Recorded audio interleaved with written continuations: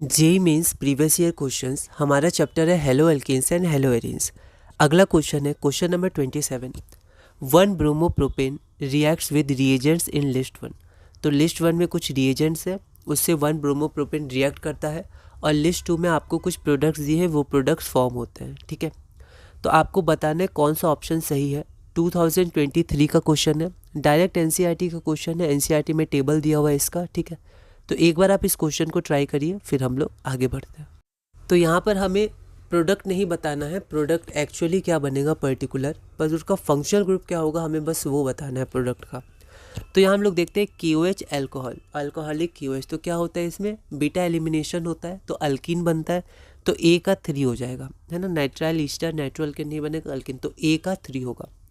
तो A नहीं होगा क्योंकि A का 4 है, B हो सकता है, C नहीं होगा, D नहीं होगा। तो बस पहले से ही पता चल गया A का 3, हम लोग अब आगे बढ़ सकते हैं, है ना। लेकिन क्योंकि हम लोग इसको देख रहे हैं तो पूरा देखेंगे, पर ऑप्शन एलिमिनेशन बहुत इंपॉर्टेंट होता है।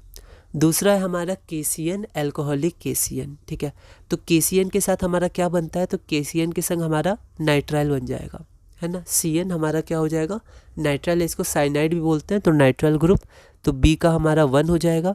आगे बढ़ते हैं, AgNO2 हमारा नाइट्रो अल्केन बनाता है, NO2 जुड़ जाता है नाइट्रो अल्केन, तो C का 4 हो जाएगा, है ना।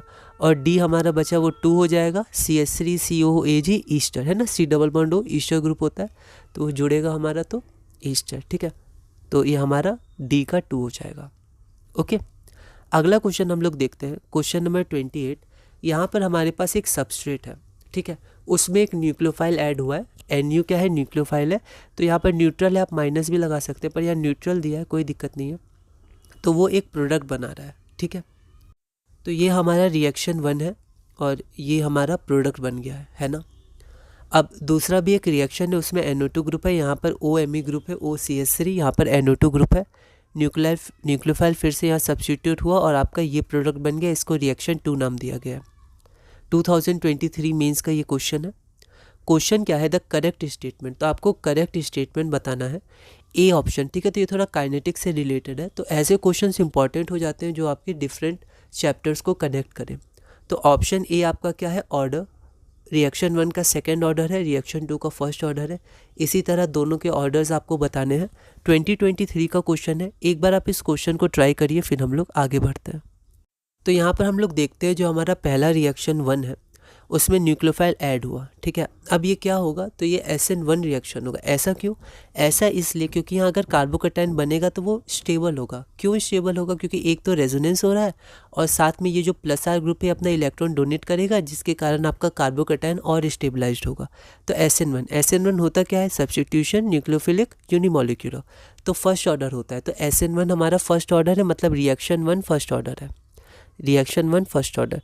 तो ये ऑप्शन नहीं होगा, ये ऑप्शन नहीं होगा। अब आपका C या D में से कोई हो सकता है, ठीक है। आगे बढ़ते हैं, ये हमारा सेकंड रिएक्शन है।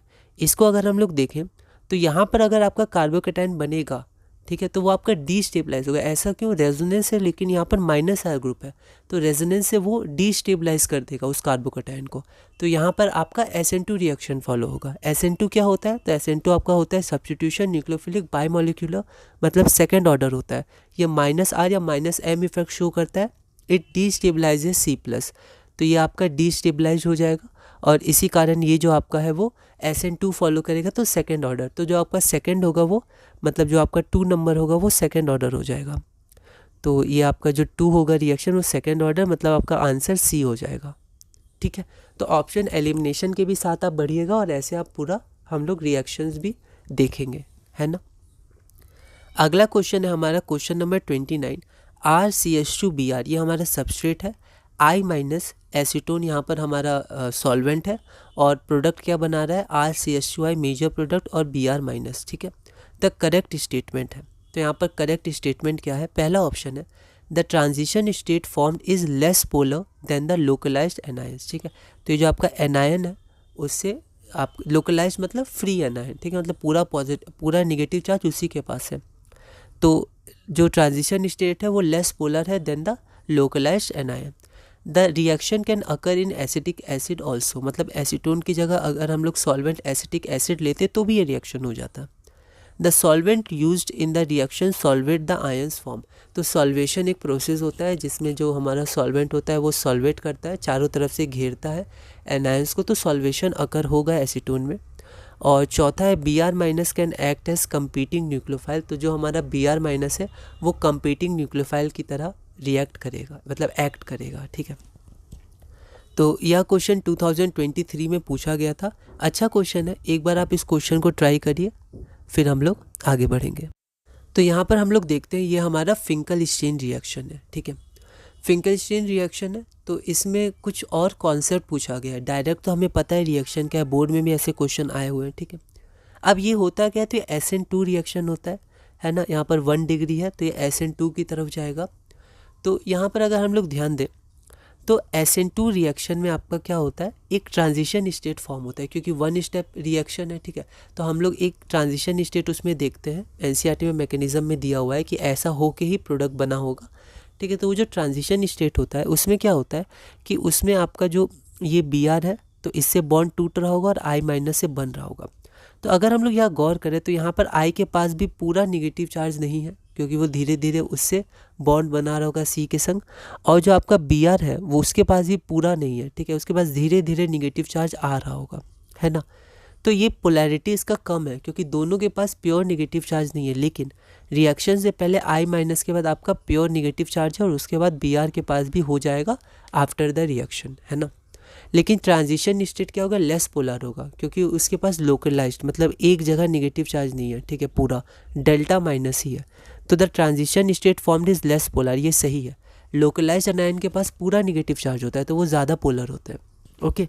सेकंड देखते हैं, the reaction can also occur in acetic acid. ऐसा नहीं होगा क्योंकि एसिटिक एसिड आपका SN1 फॉलो प्रेफर करता है क्योंकि वो प्रोटिक सॉल्वेंट है, ठीक है। एसीटोन क्या है, एसीटोन आपका SN2 प्रेफर करता है, ठीक है।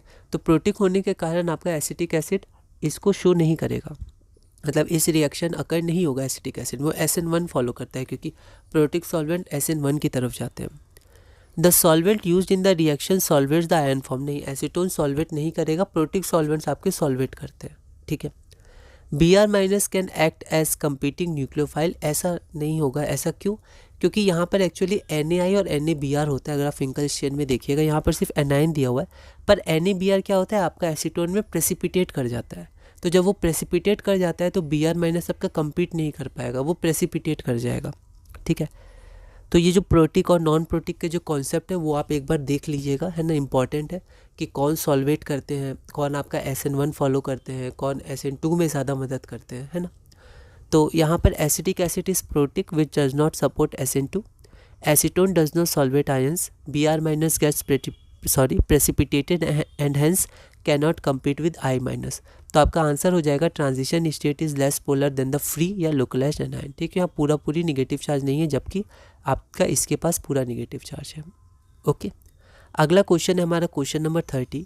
Choose the halogen which is most reactive towards SN1 reaction. तो यहाँ पर आपके पास 4 कंपाउंड है और हर कंपाउंड में आपके पास 2 हेलोजन है, AB। तो आपको बताना है कौन सा हेलोजन का रिप्लेसमेंट होगा अगर SN1 रिएक्शन ये चारों कंपाउंड फॉलो करेंगे या करेंगे, ठीक है। तो आपके पास 4 ऑप्शन है, 2023 का क्वेश्चन है। एक बार आप इस क्वेश्चन को ट्राई करिएगा, अगली वीडियो में हम इसे सॉल्व करेंगे।